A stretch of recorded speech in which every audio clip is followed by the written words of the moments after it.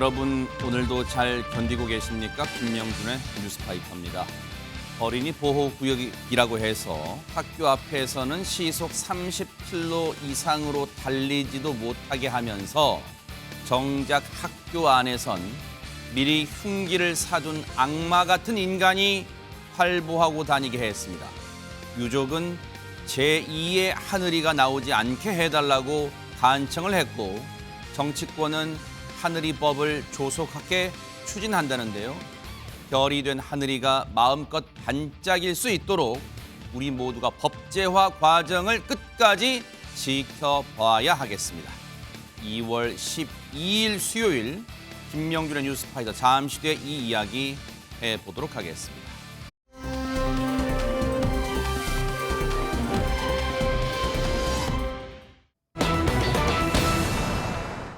교사의 잔혹한 범행으로 무참히 희생이 된 고 김하늘 양 8살이었습니다.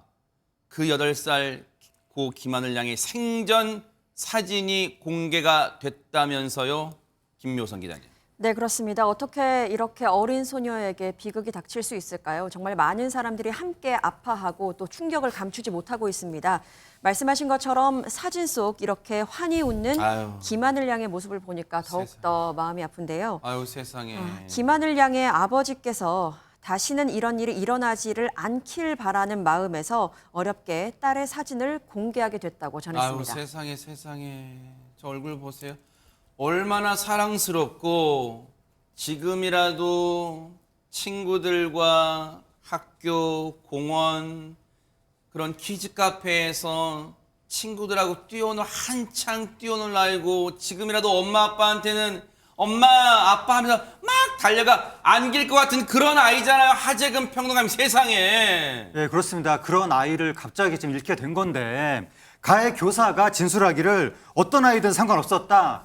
마지막으로 하교한 학생을 대상으로 삼았다. 이렇게 진술했다는 게 알려져서 지금 공분이 일어나고 있는데 사람이에요, 사람 진짜. 그 와중에 가해 교사가 미리 범죄를 계획한 정황이 CCTV에 담긴 겁니다. 세상에. 영상이 있는데 영상을 보시면 네네. 지난 10일 차에서 내린 여성이 어디론가 걸어가는 모습이 포착이 됐습니다. 네. 바로 가해 교사입니다. 네. 약 5분쯤 뒤에 저 교사가 이제 다시 저 CCTV 영상의 모습을 드러내는데 네. 손에 검은 비닐봉지가 들려 있습니다. 그러네요. 그러니까 바로 범행 3시간쯤 전에 학교에서 2km 정도 떨어진 한 마트에서 흉기를 미리 구입했던 겁니다. 저게 흉기를 사고 다시 차량에 타는 모습이에요. 손정희 변호사님, 저 CCTV를 보기 전에 사실 어제도 유족 측에서는 저 가해 교사의 계획 범죄를 주장했었잖아요. 그렇습니다. 범행 3시간 전에 흉기를 구입했을 뿐만 아니라 이 가해 교사의 진술에 따르더라도 본인은 어떤 아이든 상관없다. 같이 죽을 생각으로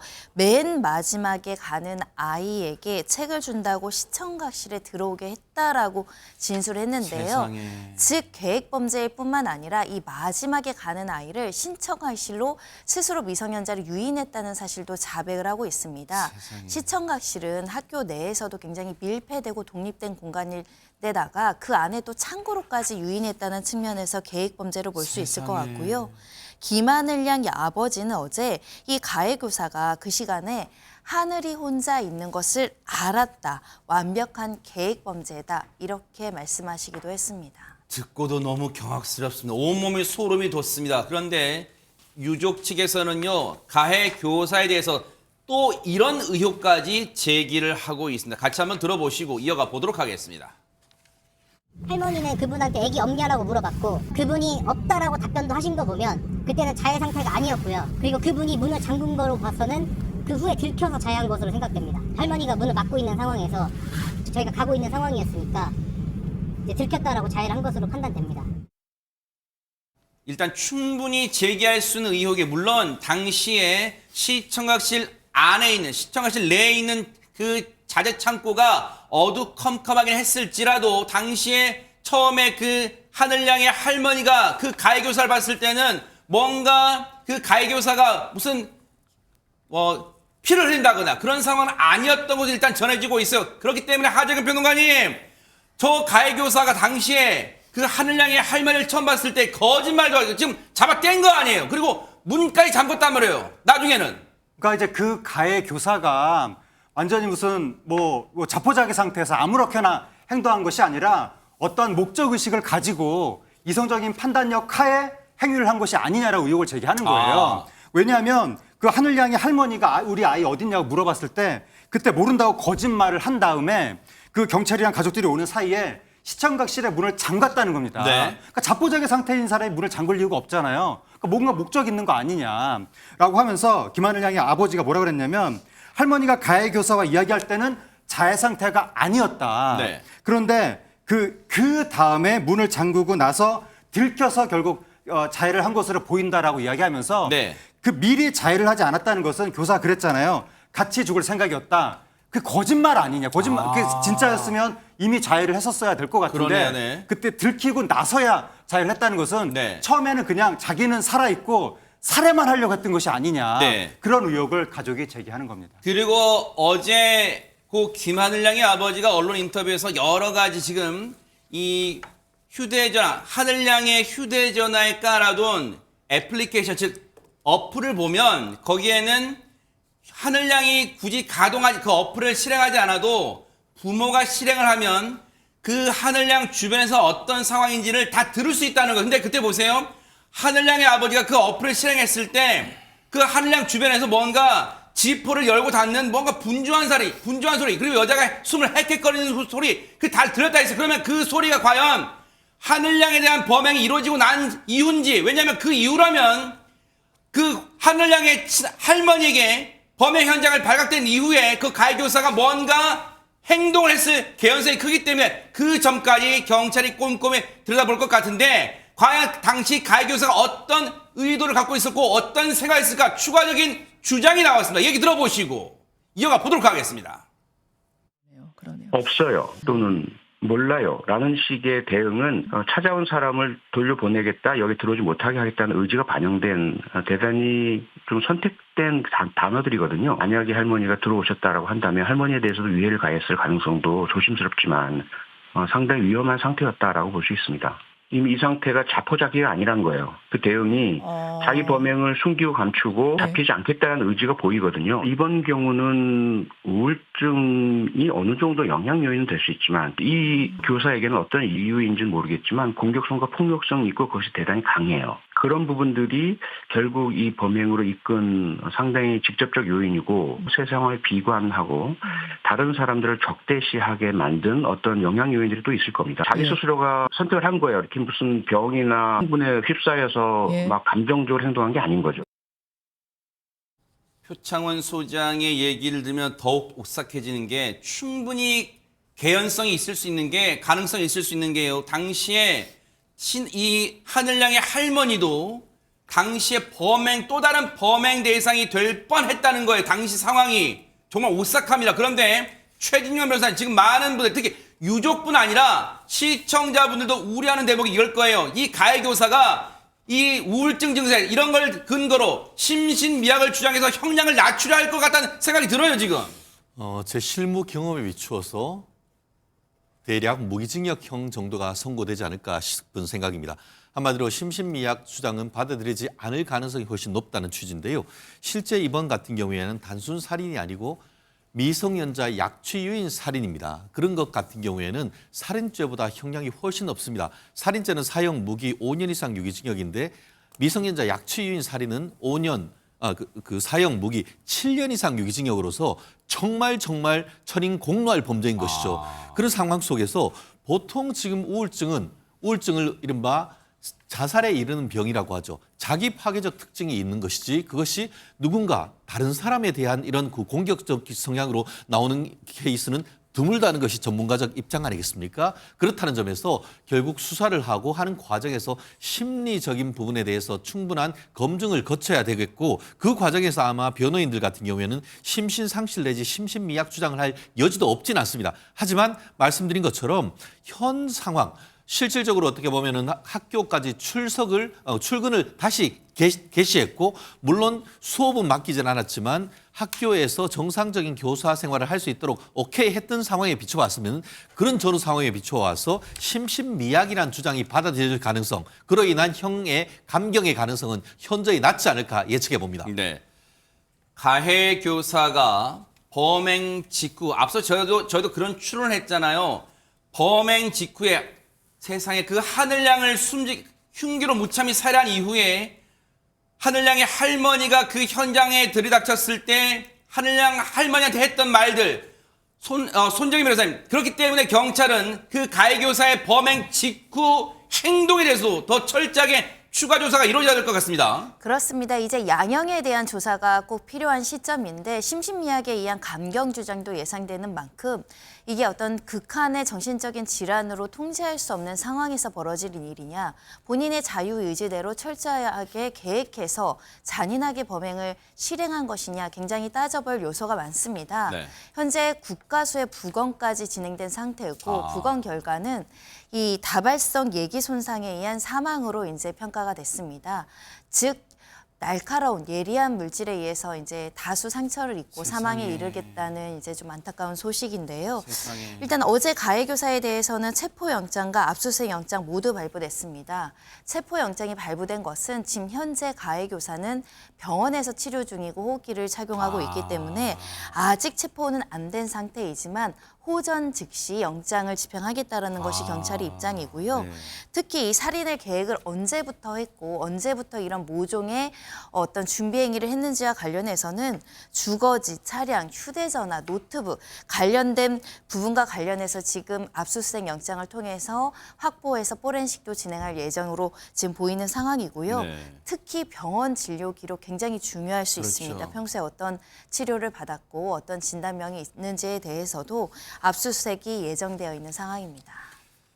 교사가요, 이 교사라는 사람이 8살 아이를 무참히 살해한 그런 충격적인 경악스러운 사건이에요.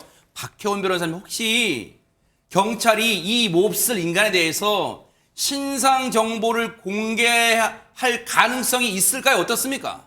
네, 일단 경찰은 지난 11일경에 피의자에 대해서 신상 공개 여부에 대해서 검토하겠다라고 밝혔습니다. 네. 근데 신상 공개 기준 자체가 잔인하고 중대한 범죄일 것, 그리고 죄를 입증할 만한 증거가 명백할 것, 그리고 국민의 알 권리라든지 재범 방지, 범죄 예방, 오로지 공공의 이익 이런 요건들을 충실히 다 갖고 있다라고 보여지기 때문에 신상 공개 요청이 있다 그러면 받아들일 가능성이 매우 높다고 보고 있습니다. 하하, 일단은 신상 공개 뭔가 재반 상황 조건은 지금 갖춰졌다는 거 일단 물론 신중하게 판단해야겠지만 지켜볼게요. 근데 하재근 평론가님, 많은 분들이 이 사건 터진 그 자신의 일처럼, 자신의 가족 일처럼 너무 안타까워 경악스러워하고 지금 그런 분노하고 있어요. 그런데 이 범행을, 이 사건을 사전에 막을 수 있었던 기회는 정말 없었던 거예요. 어떻습니까? 일단 그 의아한 대목들이 있는데 어떤 게 있냐면 이 가해 교사가 지난해 12월 9일 날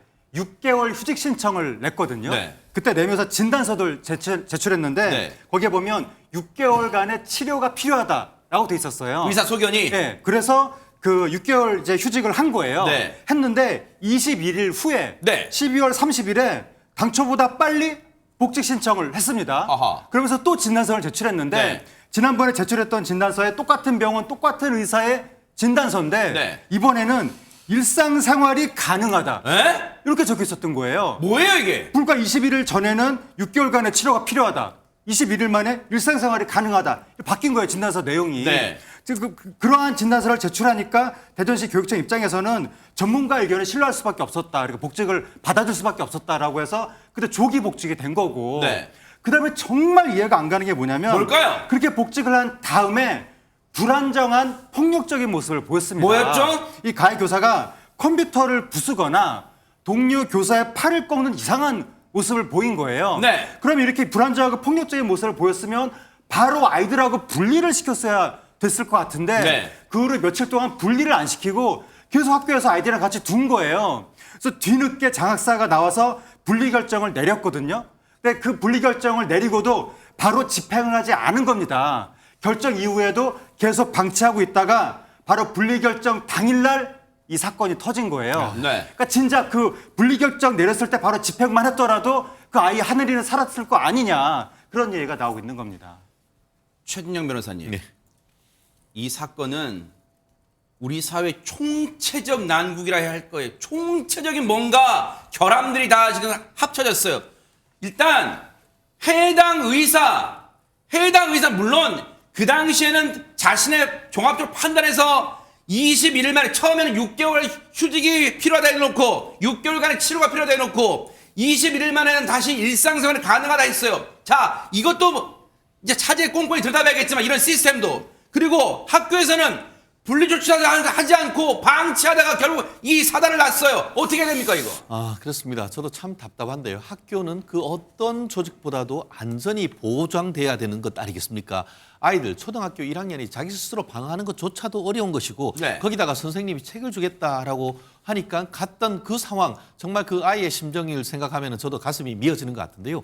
말씀하신 것처럼 저는 그 의사 선생님들이 이와 같은 그 정신적 질환과 관련해서 너무 쉽게 이와 같은 일상생활이 가능하다는 진단을 한 것이 아닌가 하는 그런 좀 아쉬움을 좀 금하지 않을 수 없습니다. 물론 일상생활은 가능합니다. 그렇지만 교사란 것은 단순한 일상생활만 가능한 것이 아니고 아이들을 가르치고 고도의 전문적인 어떤 전문성을 가지고 아이들을 돌보고 가르칠 수가 있을 정도가 돼야 되는데 저와 같은 일상생활이 가능하다는 것으로 해서 복귀한 것이 맞았는지 더불어서 네. 교감 선생님 같은 경우에 그 학생들을 직접 가르치는 것은 안 됩니다라고 했을 정도라고 한다고 하면은 과연 일상생활을 넘어서 교직을 할 수 있을 정도의 어떤 역량을 갖추었는지 이런 부분까지도 확인을 해야 되는데 네. 만연히 의사 선생님의 진단서가 있었다는 이유로 해서 6개월 정도 처음에는 가료가 필요하다고 했다가 20일 만에 들어왔다.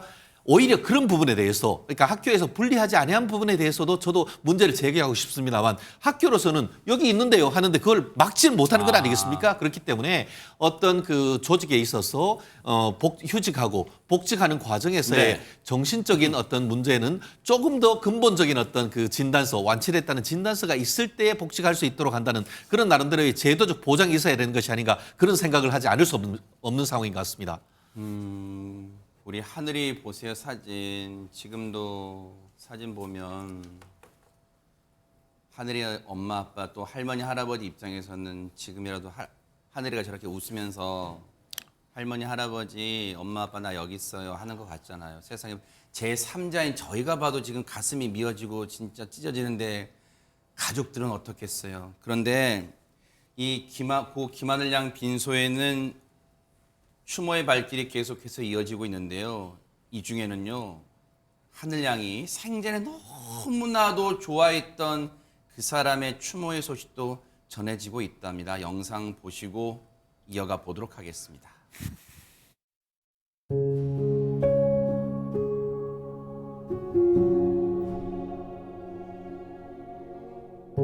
하늘이 꿈이 장원영입니다. 생일 선물로 아이브 포토카드를 장원영 걸 사달라고 하고요. 어떤 프로그램이든 장원영이 나오면 늦게 자더라도 본방사수를 해야 하는 아이였습니다.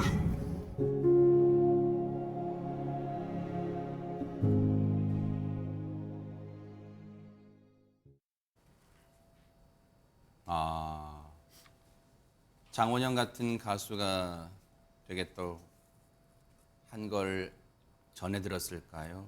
장원영 씨가 속한 그룹 아이브가 또 근조환을 또 빈소에 보낸 것까지 또 포착이 됐습니다. 하늘양한테 조금이라도 위로가 됐을지는 모르겠어요. 김묘선 기자님, 하늘양 아버지가 꼭 바라는 게 있다면서요? 네, 그렇습니다. 하늘양의 아버지가 정말 아픔을 꾹꾹 눌러 담으면서 하늘양의 생전 그 꿈을 이야기했었죠. 장원영 씨 같은 가수가 되고 싶었다라고 이야기를 하면서 장원영 씨의 어떤 포토카드를 생일 선물로 요구할 만큼 하늘양이 너무나도 장원영 씨를 좋아했다는 이야기를 전했는데 네. 역시나 그 아이브 측에서도 근조환과 더불어서 장원영 씨의 포토카드를 또 빈소에 보내기도 했습니다. 요거 생일 선물제 받은 거랍니다, 세상에. 네. 아이고. 뿐만 아니라 장례식장에는 하늘이의 마지막을 배웅하려는 교직원과 학부모 그리고 어린아이들의 발길이 줄을 이었고요. 김하늘 양의 아버지는 그 바람을 하나 전했습니다. 일단 가해 교사에 대한 강력한 처벌이 필요하다라는 것은 당연하게 요구를 했고요. 네. 뿐만 아니라 앞으로 제2의 하늘이가 나오지 않도록 심신미약, 그러니까 정신이 아프신 교사들이 있다면 제대로 치료를 받을 수 있게 좀 지원해달라는 말을 아끼지 않았고 또 하교하는 저학년생들의 안전을 책임질 수 있게 해달라면서 하늘이법 제정을 요구하기도 했습니다. 고 김하늘 양 아마 많은 분들이 지금도 가슴 아파하고 또 추모하고 있을 거예요. 그 하늘 양 아버지가 했던 말처럼 하늘 양이 하늘의 별이 되어서 반짝반짝 빛나기를 뉴스파이터가 진심으로 기원하도록 하겠습니다. 하늘의 영면을 기원하겠습니다.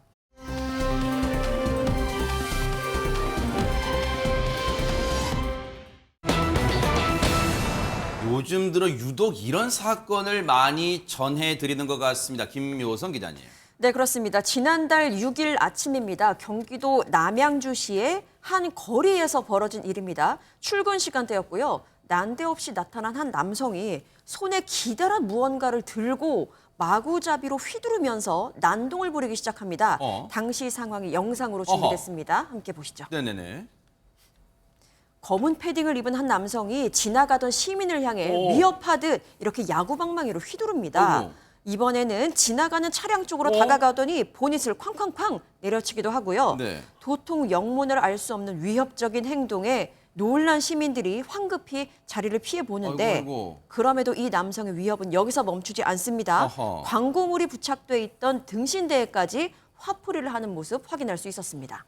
아니 지금 저 몹쓸 인간의 행동을 보니까 저 흉측한 물건을 들고 여기저기 돌아다니고 있어요. 혹시 손정혜 변호사님 뭐 특정인이 아니라 다중을 상대로 지금 막 어떤 저런 행동 뭐 목표물을 그러니까 목표로 삼는 사람이 여러 명인 거예요. 어떻습니까 지금? 그렇습니다. 이 50대 남성 무작위로 방망이를 휘두르는데요. 보신 것처럼 애꿎은 시민뿐만 아니라 광고물도 저렇게 방망이로 휘두르면서 폭력적인 상황을 계속적으로 이어가는데 세상에. 이 시간이 오전 8시 20분경이었습니다. 어머나. 즉 출근하는 사람들이 굉장히 많았다는 그러겠네요. 것이고 이걸 보고 즉시 경찰에 신고를 했고요. 경찰에서도 3분 만에 출동을 했습니다. 그 이후의 상황도 펼쳐지는데요. 네. 같이 보시겠습니다. 아하 네네. 지금 보시는 것처럼 출동한 경찰이 이 남성을 발견했거든요. 네. 이 야구 방망이를 휘두를 것처럼 또 이 사람 경찰관에게도 다가갑니다. 경찰한테요? 네, 그러더니 또 갑자기 도망가죠. 왜냐하면 경찰 손에 테이저건이 있었기 때문인데요. 아하, 이 김장감이 맴도는 대치 상황입니다. 지원 요청을 받은 경찰관이 은근히 다가오면서 이렇게 포위망을 좁혀왔고요. 네. 테이저건 발사됐습니다. 지금 보시는 것처럼 허벅지 종아리에 적중을 했는데요. 네. 결국 이 남성 두 손 들고 야구방망이 내려놓고 경찰들에 의해서 제압됩니다. 일단은 하재근 평론가님 순간 경찰분들이 판단을 잘하는 게 저 테이저건은 이른바 피부에 접촉이 돼야 되는데 이 점퍼는 두터워서 일단 효과가 없으니까 허벅지나 종아리 쪽에 접촉을 시키려고 일단 쐈던 것 같아요. 일단 어쨌든 대처는 잘한 것 같습니다. 긴박한 순간에. 예, 근데 우리나라 현실에서 또 사람 몸통, 심장 가까운 부위에 또 잘 안 쏘려는 경향도 있고 혹시 네네. 인명피해 발생할까 봐. 그래서 심장에서 먼 부위로 쏘려는 경향이 있는데 정말 침착하게 경찰의 대처를 잘한 것 같습니다. 네네. 움직이는 사람의 허벅지 종아리 맞추는 거 쉽지 않거든요. 쉽지 않을 것 같죠. 네. 정말 조준을 잘한 것 같은데 네. 저 남성이 지난 6일 오전에 경기 남양주의 한 거리를 저렇게 공격적으로 배회하면서 행위를 한 거예요. 네. 근데 아직까지 사람은 공격하지 않았지만 저렇게 막 이제 화풀이를 하다 보면 자기 분에 자기가 못 이겨서 점점 이게 올라갈 수가 있거든요. 그렇죠. 그러니까 얼마든지 사람을 공격할 수 있는 매우 위험한 상황이었는데 맞아요. 일단 경찰이 출동해서 테이저를 딱 겨누면서 이제 진정하시라고 했는데도 응하지 않고 계속 야구방망이로 휘둘렀다고 합니다. 아하. 그래서 경찰에 지원 요청을 해가지고 다른 경찰들이 더 출동해서 완전히 포위한 상태에서 계속 이제 저항을 하는데 정확하게 허벅지하고 종아리를 딱 맞춰서 상황을 종료시킨 겁니다. 정말 경찰분들이 침착하게 대처 잘하셨어요. 저때가 출근 시간에 많은 분들이 얼마나 놀라셨을 거예요. 관련해서 경찰 얘기 들어보시고 이어가 보도록 하겠습니다. 우선은 시민들하고 분리하기 위해서 일단 최대한 경찰 쪽으로 시선을 돌리도록 유도하려고 하였고요. 위험한 상황이어서 저희가 전자충격기를 수찰차에서 내리자마자 그 사람을 향해서 조준하려고 준비 중이었습니다. 출근 시간이라서 시민들의 안전에 제일 큰 우려가 있는 상황이어서 빨리 도망칠 수 있도록 계속해서 애치고 이 사람을 시민들하고 거리가 가깝지 않게 그 코너로 계속 몰기 온 다음에 그 전자충격기를 발사하게 된 것입니다. 박혜원 변호사님 지금 현장에 출동했던 경찰분 두 분의 얘기가 공통적인 게 시민 우선, 시민의 안전을 우선시했어요. 그리고 빨리 경찰들한테 저 몹쓸 인간의 시선을 돌리게 하려고 안간힘을 썼네요, 세상에. 네, 그렇습니다. 당시에 현장에 있었던 시민들뿐만 아니고요. 이 영상을 본 누리꾼들 모두 그 당시에 경찰의 용기 있고 현명한 대처에 찬사를 보내고 있습니다. 네. 그런데 도무지 이해할 수가 없는 것은 영상을 보더라도 뭐 제정신이 아닌 것으로 보이잖아요. 네. 그런데 이게 약물이나 음주 상태였는지 확인을 해보니까 음주 상태였다는 것도 확인이 된 것 같습니다. 아하. 그런데 이 음주 상태였다는 것들이 최근 법원의 경향에 따르게 되면 이것이 양형상 감형 사유가 아니고요. 오히려 가중 사유라는 것들을 확인할 수가 그래요? 있습니다. 네. 그러니까 술만 먹으면 이렇다라는 것들은 아무런 이유도 없이 더 술을 먹으면 또 이럴 수 있다라는 것들이 있기 아하. 때문에 네. 결국에 이 남성은 특수 재물 손괴, 특수 협박, 특가법상 운전자 폭행 등의 혐의로 현장에서 검거가 되었고요. 아직 구속됐다는 소식은 들리지 않지만 이런 경우에 묻지마 폭행이라든지 이런 경우에는 재범의 위험성들이 굉장히 높기 때문에 구속될 것으로 보여집니다. 네. 법의 무거운 처벌 받길 바라고요. 정말 이 경찰분들 저희가 칭찬 안 해드릴 수가 없어요. 바로 남양주 남부경찰서 호평파출소의 강형목 경장님 그리고 동료 선후배 경찰분들의 그 열정과 도움으로 우리 시민분들의 안전을 책임질 수 있었습니다. 경찰분들 덕분에 저희가 발 뻗고 자는 거 아닌가 그런 생각 해봅니다. 너무너무 감사합니다.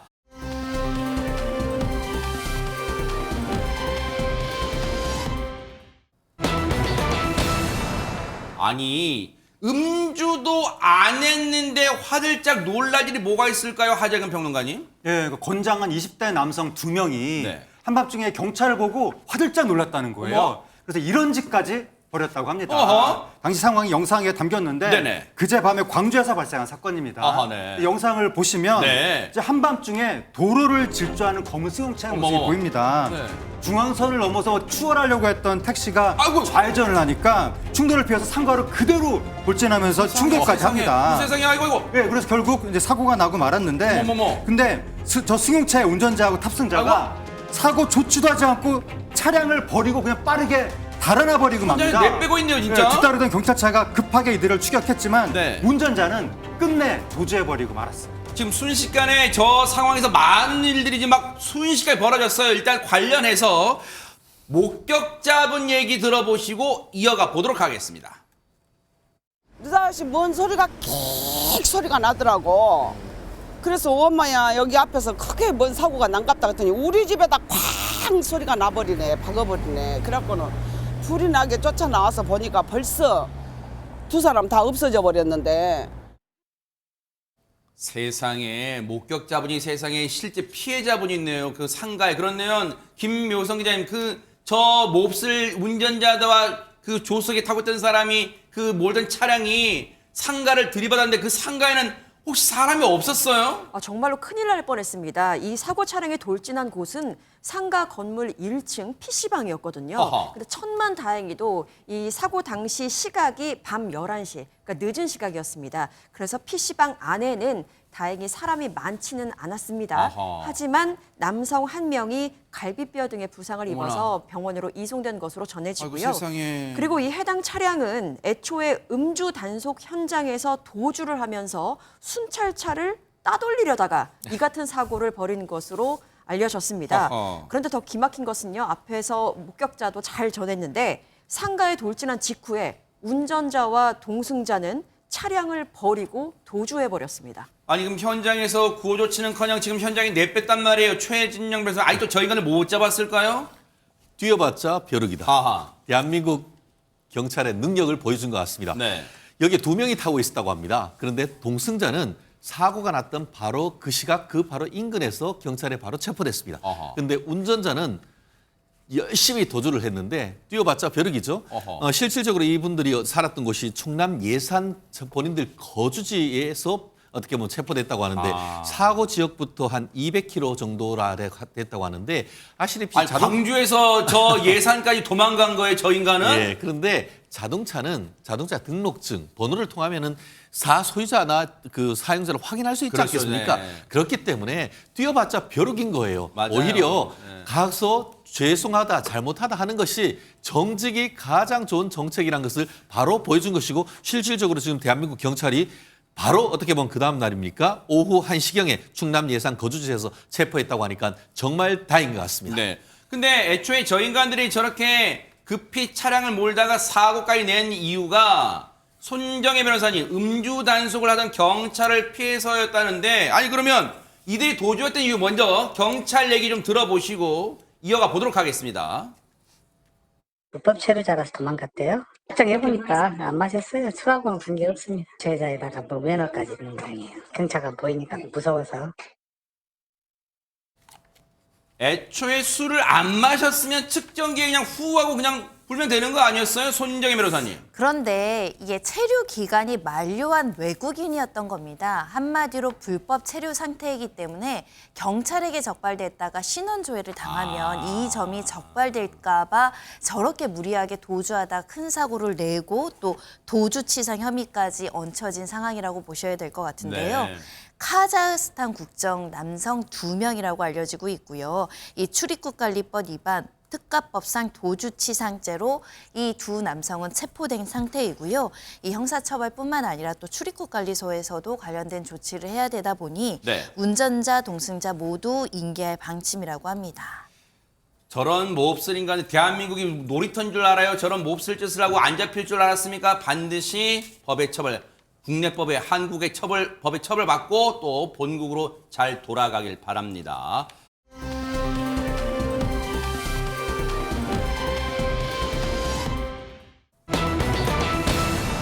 자, 제목 볼까요? 찰흙인 줄 알았는데 그럼 대체 뭐였을까요? 김묘성 기자님. 정말 보시면요. 보고도 믿기지 않으실 겁니다.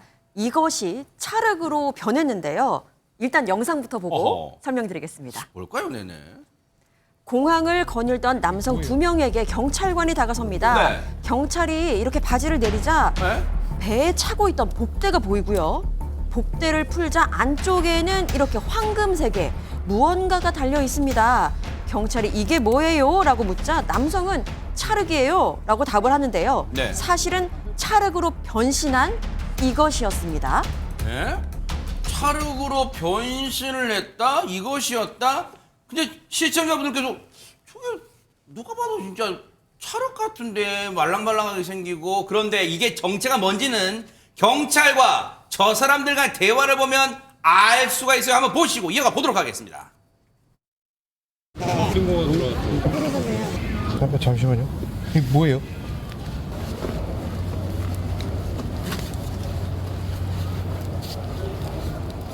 이게 뭐예요? 아니, 저도 잘 모르겠어요. 아니, 제 건 아니에요. 보니까 아니면 이상한 거 아니에요?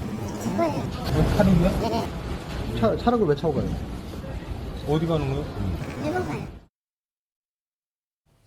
아니 지금 경찰분들 이게 뭐예요? 흔들면서 저도 몰라요 막 하고 있는데 대체 궁금합니다. 하재근 평론 좀 알려주세요. 뭡니까 이게? 왜 진짜 저도 놀랐는데요. 네. 누가 봐도 찰흙인데 네. 저게 알고 보니까 금괴라는 거예요. 에? 저 그 금괴를 뭐 화학약품 이런 특수약품으로 녹여서 그걸 어떻게 처리를 해가지고 찰흙 형태로 만들었다고 합니다. 대박 사건. 뭐 화학적인 엄청난 지식이 있었나 본데 경찰이 그래가지고 저 찰흙 한 덩이를 녹여서 분석을 해보니까 네. 저 안에서 약 1kg의 금이 나왔다고 합니다. 어머나 어머나 어머나. 지금 이 영상은요. 조금 전에 뭐 금속 탐지기 같은 거 있잖아요. 그걸 댄 영상이 뭔지 아세요? 저 찰흙 형태로 만드니까 지금 보세요. 박효원 변호사님 저게 금속 탐지기에도 지금 적발이 안 되나 봐요. 삐 소리가 안 나요 지금. 네, 그렇습니다. 현재 일단 같은 경우는 23년 12월부터 지난해 9월까지 약 9개월 동안 35차례에 걸쳐서 시가 74억 원의 금괴를 구매했습니다. 그런데 특수 화학약품들을 처리하면서요. 오히려 무게가 늘어나면서 이게 지금 녹이는 과정 영상이군요. 네. 자, 그 인간들이네. 네. 네, 맞습니다. 이런 과정들을 통해 가지고 무게를 늘리기도 하고요. 그리고 금속 탐지기에 걸리지 않도록 이렇게 조치를 취한 것 같습니다. 어머나. 결국에는 세관들을 속이기 위해 가지고 이 같은 조치들 취해 가지고 아까 보셨던 것처럼 복대에 몰래 그 누가 차량을 이렇게 차고 오겠습니까? 어허. 네, 그러니까 이렇게 세간 속여서 일본으로 보내기 위해 가지고 나름대로 공모를 한 것으로 보여집니다. 보세요. 근데 보세요. 최인정 변호사님. 저 일당들이 홍콩에서 이제 금을 산 거예요. 근데 지금 금괴를 갖고 들어온 게 아니라 뭔가 화학약품을 섞어 녹여서 차로 형태로 갖고 왔어요. 근데 이걸 한국에 무슨 시중에 파는 게 아니라 일본으로 또 가져간다는 거.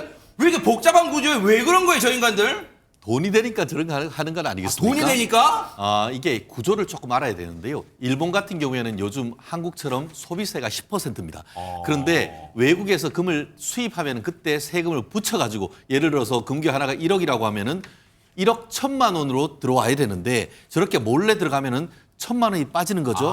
그런데 그걸 나올 때는 그걸 신고를 해서 그러면은 이제 우리 텍스 리펀드라고 해서 10% 소비세를 환급받는 거죠.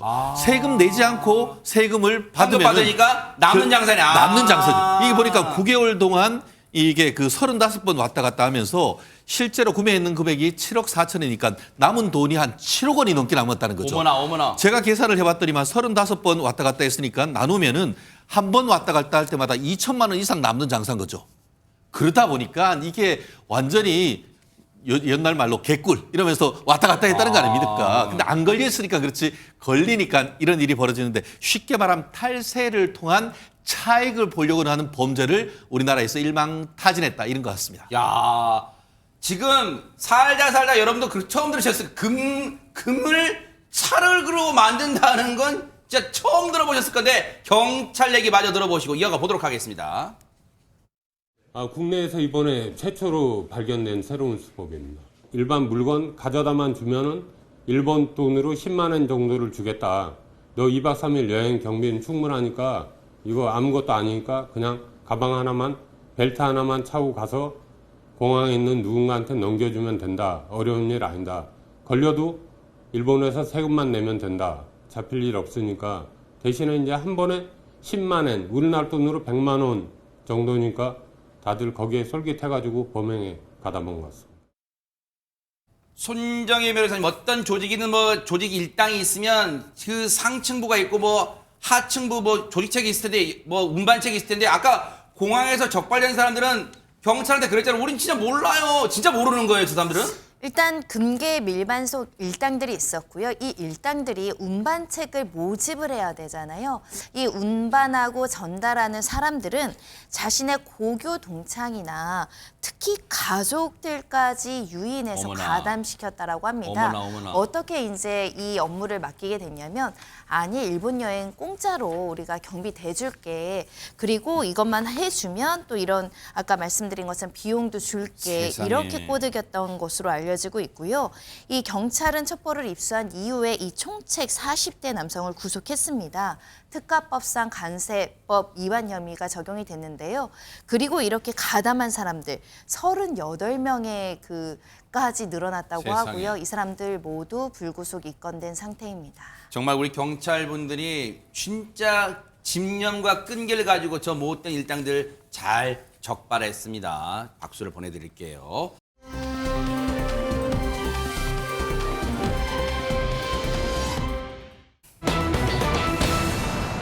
사실 대한민국에 요즘 참사가 많다 보니까 금방금방 잊혀지는 것들이 많은데 시청역 역주행 참사 여러분 아직도 또렷이 기억할 거예요. 그 재판 결과가 나왔다면서요, 김묘성 기자님.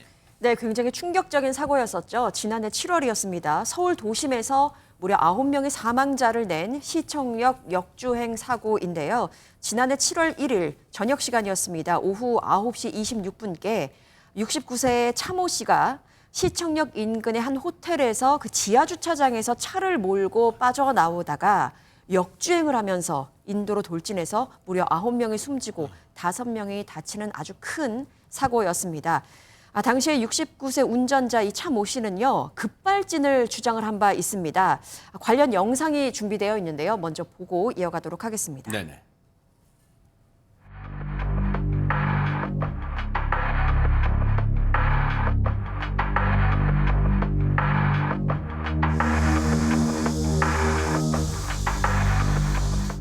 혹시 급발진 사고라고 주장하시는 근거가 뭔가요? 죄송합니다. 돌아가신 분과 유족분께 대단히 죄송합니다. 신발에 엑셀 자국 남아 있었는데 어떻게 생각하십니까? 모르겠으니까 죄송합니다. 유족분들이랑 희생자분들께 마지막으로 한 말씀 더 해주시고 들어가시죠. 네. 유족분과 돌아가신 분과 유족분께 너무너무 죄송합니다. 죄송합니다.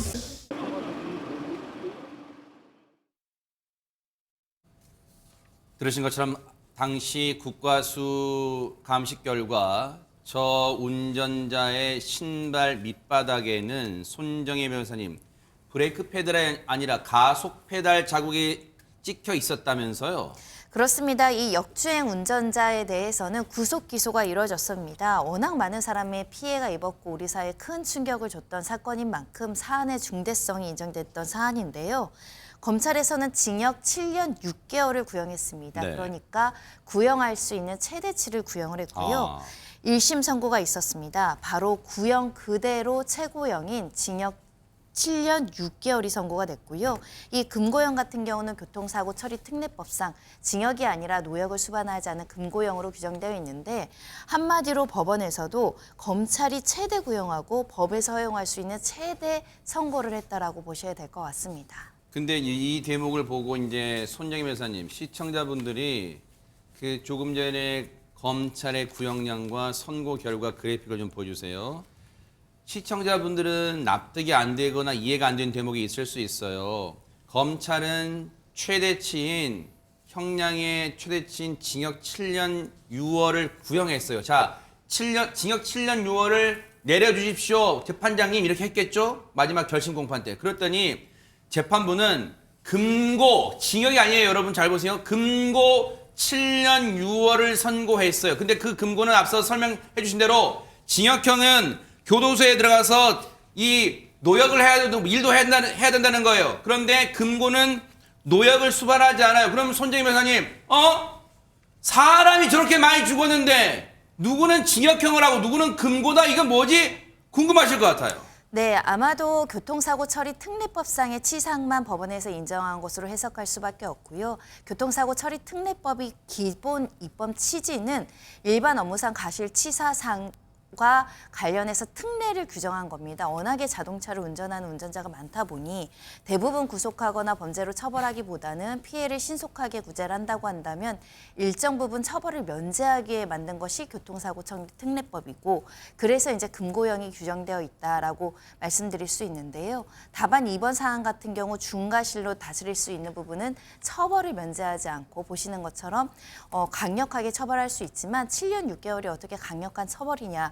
법정형 중에 최고형이라고 말씀드릴 수 있고요.